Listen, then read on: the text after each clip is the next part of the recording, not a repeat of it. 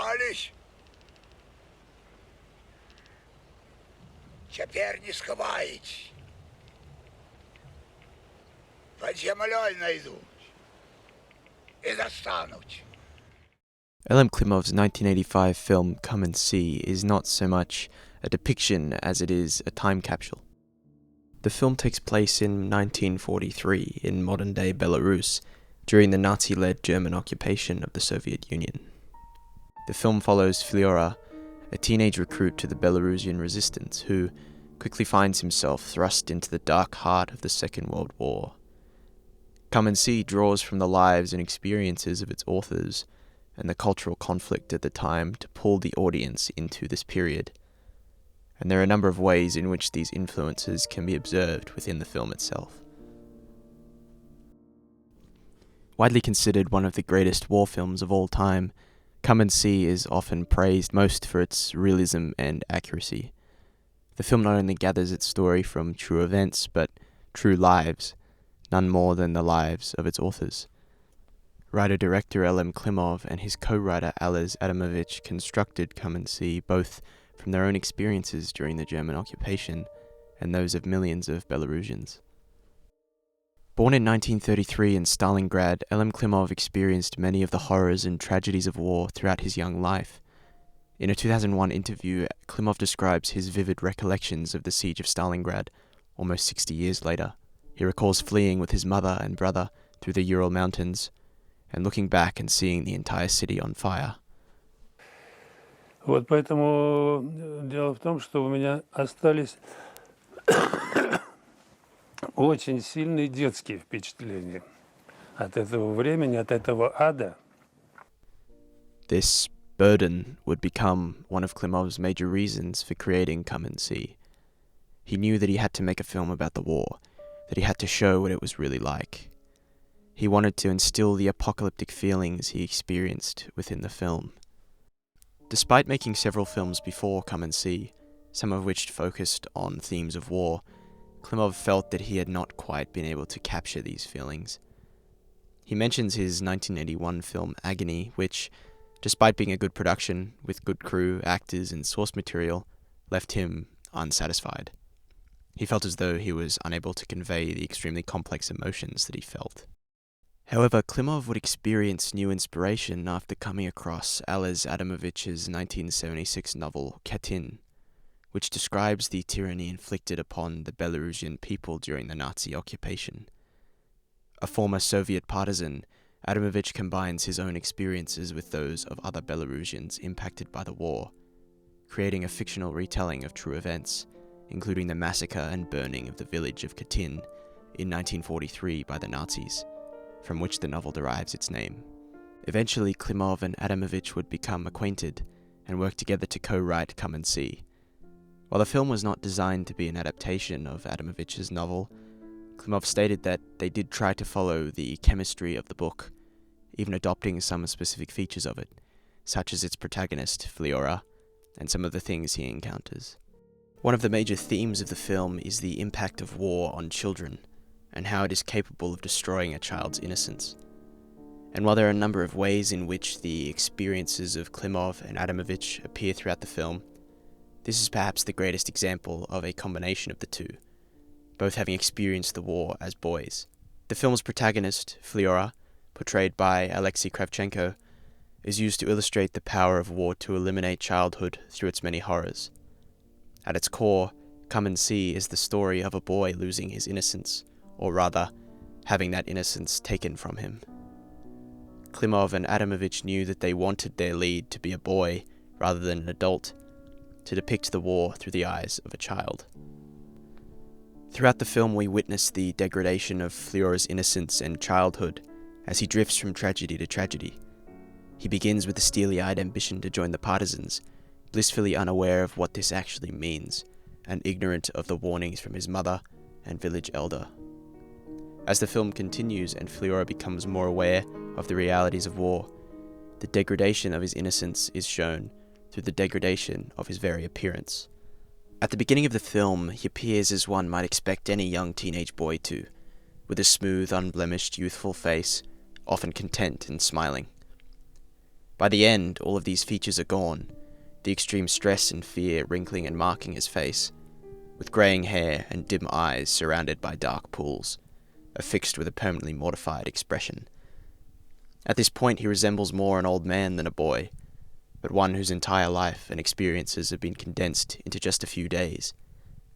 This is the final close-up, the final face to be shown in the film.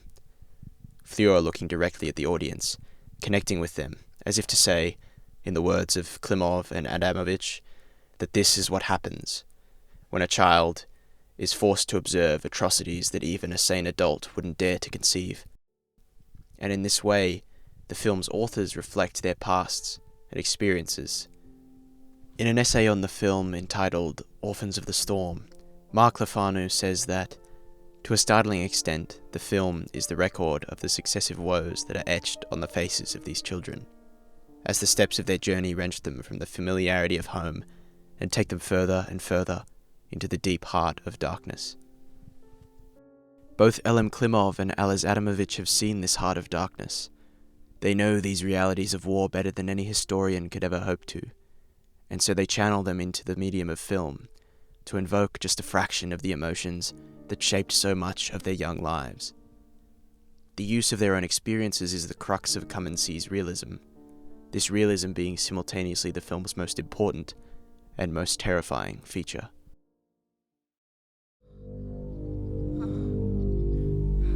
The sound of a plane passing overhead is not often a source of fear, but as Elem Klimov shows in Come and See, there are times when it can be. Conflict and culture often go hand in hand, and the Second World War was no exception. The Nazi campaign throughout it was fundamentally a war on culture. Naturally, these themes of cultural conflict are extremely present in Klimov's film. In the film, the main conflicting cultures we see are that of the Belarusian people and the occupying Germans. When considering the cultural relationship between the two, neither culture accepts the other, both cultures being placed in the position of the other in different parts of the film. For the majority of the film's first two acts, the Germans are of very little on-screen presence, though we see the attitudes of the Soviets towards them, particularly in the partisan and refugee camps. Their attitudes are crude and mocking toward the Nazis. They see them as they are, as invaders. They see them as a virus needing to be driven out, particularly the partisans. Я говорил и говорю. Партизан не спрашивает, сколько их, фашистов. Он спрашивает, где они. А они пока здесь, на нашей земле. The same can be observed from the Nazi perspective when they invade the village of Perekody in the second half of the film. The people of the village, and of Belarus in general, are nothing to the Germans, who seek only to destroy them, not just to induce fear and maintain power, but as we see, for their own amusement as well. In line with the Nazi cause, they also harbour a particular hatred for the country's Jewish population. Видишь, да, большевика, рожа просит кирпича. Это и всё. The difference between these two perspectives is that the German perspective is unwarranted and founded on unjust principles, hatred, and a warped perception of how the world should be. The Soviet hatred of the German invaders is warranted because they are, after all, invaders. They have no right to enter into Belarus and subject its people to unimaginable horrors. So naturally they are resented. But it's also important to consider that while both cultures harbour hatred for one another, the Germans managed to hold dominance over the Belarusians. The Belarusians are the ones most marginalised by the other culture, subject to the violence and depravity of the Nazis despite their attempts to fight back, or the simple factor of their innocence. Of course, it's also important to observe how the Nazi dominance and omnipresent tyranny are conveyed within the film, even when they're not physically present. Despite hardly appearing in person until the film's third act, the Nazis are constantly present, a fact that Klimov explicitly wants us to know. Let's go back to the planes for a moment.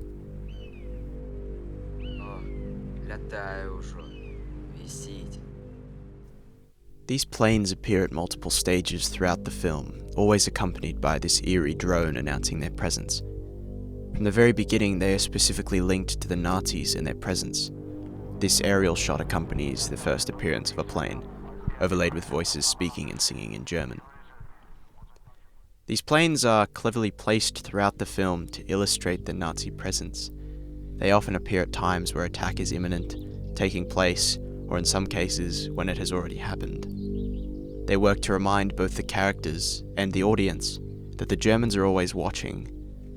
But perhaps the most powerful use of these planes is when they're not shown at all, when Klimov uses only that distinct droning buzz to illustrate their presence. Take the scene after Fliora and his new friend Glasha return to his village from the partisan camp, to find his family and the rest of its people missing. In a state of shock and confusion after realizing what must have happened to them, Fliora flees to a nearby bog, where he believes he will find them hiding on a small island. As he painstakingly drags himself through the carpet of mud, with Glasha struggling to stay afloat behind him, this sound begins to play.